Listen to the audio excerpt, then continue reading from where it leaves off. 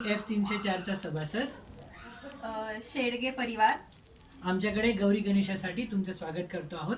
दरवर्षीप्रमाणे याही वर्षी आम्ही देखाव्यासाठी विषय निवडला आहे ऑपरेशन सिंदूर.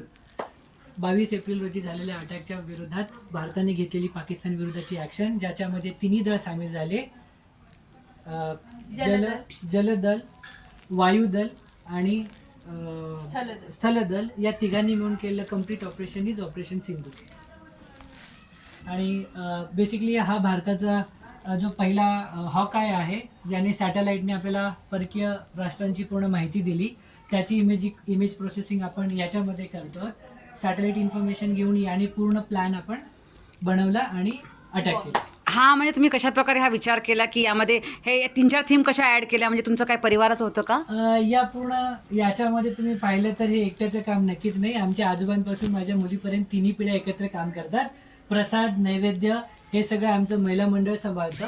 आजी आणि श्वेता मिळून आणि स्वरा मिळून गौरींचा पूर्ण देखावा. आम्ही मुळात लिंगायत आहोत, त्यामुळे आम्ही गौरी गणेशाला लिंग असतं आणि ती विधिवत सर्व पूजा झाल्यानंतर हा सगळा बाकीचा तामझाम आम्ही एक आनंद सोहळा म्हणून प्रयत्न करतो. सोसायटीतले बरेच सभासद दरवर्षी आमच्याकडे आठवणीने येतात देखावा पाहण्यासाठी.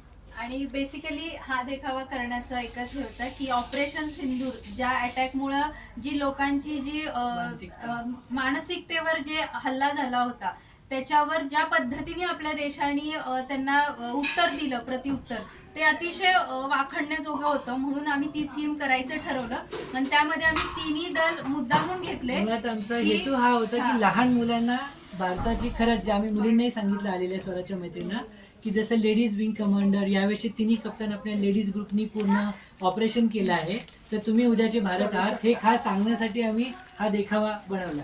अगदी मनपूर्वक शुभेच्छा. भारती विहार सोसायटीच्याकडून आम्ही सर्व इथे दर्शन घ्यायला आलेलो आहोत.